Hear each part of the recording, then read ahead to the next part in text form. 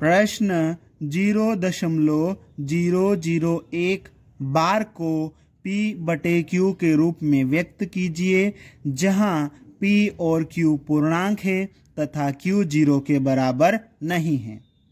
इस प्रश्न में हमें 0.001 बार को P/Q के रूप में व्यक्त करना है, या फिर ऐसा भी प्रश्न हो सकता है कि सिद्ध कीजिए कि 0.001 बार एक परिमेय संख्या है।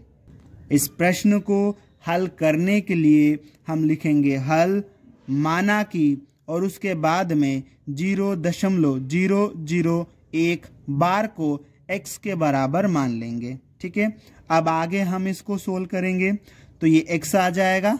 ठीक है, ये बराबर का चिन्ह है और ये 0 कितने अंकों के ऊपर बार है? 3 अंकों के ऊपर बार है, तो ये तीनों अंक बार बार लिखे जाएंगे। किस तरह से? 001 001 001, तीनों अंक बार बार लिखे जाएंगे। ठीक है, फिर ...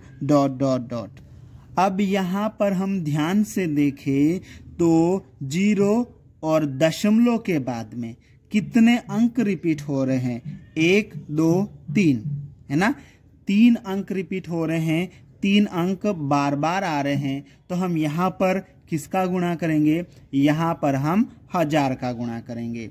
दशमलव के बाद में 1 अंक रिपीट होता है तो हम 10 का गुणा करते हैं, 2 अंक रिपीट होता है तो हम 100 का गुणा करते हैं। यहाँ पर 3 अंक रिपीट हो रहे हैं तो हम किसका गुणा करेंगे? 1000 का गुणा करेंगे।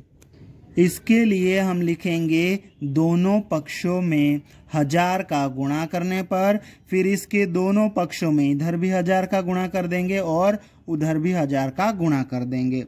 1000 का गुणा x के साथ में होगा तो ये 1000x हो जाएगा, बराबर 1000 का गुणा हम इस पूरे के साथ में कर रहे हैं। ठीक है, तो यहाँ पर देखो 1000 में कितने जीरो है? 1 2 3, तो ये जो दशमलव है ना, 3 अंक पीछे चले जाएगा। कितने अंक? 3 अंक पीछे, 1 2 3, यहाँ दशमलव आ जाएगा। ठीक है, तो यहाँ दशमलव आ जाएगा। 1 के पहले ये सारे जीरो किसी मतलब के नहीं है, तो हम 0 को नहीं लिखेंगे, 1 लिखेंगे, दशमलव लगा देंगे और दशमलव के बाद में 001 001 ... लगा है, मतलब हम और भी लिख सकते हैं, तो एक और बार लिख देते हैं 001, फिर ये ... लगा देते हैं। अब हम इसको आगे और सोल्व करेंगे तो हम इसको लिखेंगे, फिर x जिसको माना है उसको इसमें से घटा देंगे। इसके लिए हम क्या करेंगे? ये दशमलव खसकने के बाद में ये जो संख्या आई है इसको हम यहाँ पर लिख लेंगे, और जिसको हमने x माना है उसको नीचे लिख लेंगे और फिर उसमें से घटा देंगे। ठीक है, तो यहाँ पर घटा लेते हैं हम। 1 में से 1 घटाओ, 0, ये तो 0 आएगा, ये 0, ये भी 0, ये भी 0, ये वाला भी 0, 1 में से 1 घटाओ 0, फिर ये 0, ये 0, दशमलव के नीचे दशमलव और यहाँ आ जाएगा 1, मतलब सिर्फ 1 आएगा, है ना, क्योंकि दशमलव के बाद में कोई अंक नहीं है। ठीक है, सिर्फ 1 आया यहाँ पर। ठीक है, तो हम इसको क्या करेंगे, किस तरह से लिखेंगे? तो ये हम लिखेंगे 1000x, ये तो है बराबर का चिन्ह, घटाने के बाद में कितना आया हमारे पास में? सिर्फ 1 आया है, तो हम इस 1 को यहाँ पर लिख लेंगे, फिर प्लस का चिन्ह लगाएंगे और उसके बाद में जिसको हमने घटाया है या फिर जिसे हमने x माना है उसको हम यहाँ पर लिख लेंगे। तो यहाँ लिखेंगे 0.001 001 001, फिर ये ... अब देखो यहाँ पर इसको हम वापस जोड़ेंगे तो यही आएगा, मतलब हमने इसको बराबर तोड़ा है। अब हम यहाँ पर क्या करेंगे?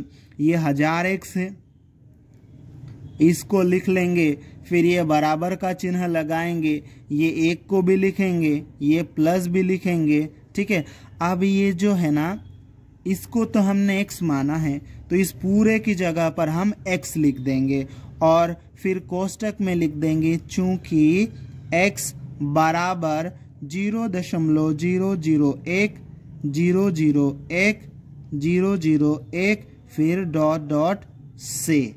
आगे हम यहाँ पर क्या करेंगे, x वालों को एक तरफ ले लेंगे तो ये 1000x तो है, ये 1000x रहेगा, ये बराबर के उधर x प्लस का है, इधर लाएंगे तो माइनस का x हो जाएगा, ये बराबर का चिन्ह और क्या बचा फिर यहाँ पे 1 बचा। 1000x में से 1x घटाएंगे तो कितना आ जाएगा 999x, ठीक है, बराबर 1, ठीक है। यहाँ पर हमें x का मान निकालना है, x के साथ में ये 999 चिपका हुआ है मतलब गुणा में है, तो बराबर के चिन्ह के उधर जाएगा तो 1 के बटे में आ जाएगा, ठीक है। तो ये x बराबर 1 इसके बटे में आ जाएगा 999। यहाँ पर हमने 0.001 बार को p बटे q के रूप में व्यक्त कर दिया है, या फिर यूं कहो 0.001 बार को एक परिमेय संख्या है ऐसा हमने सिद्ध कर दिया है। और इस प्रकार हमारा ये प्रश्न का उत्तर यहाँ पर कंप्लीट होता है।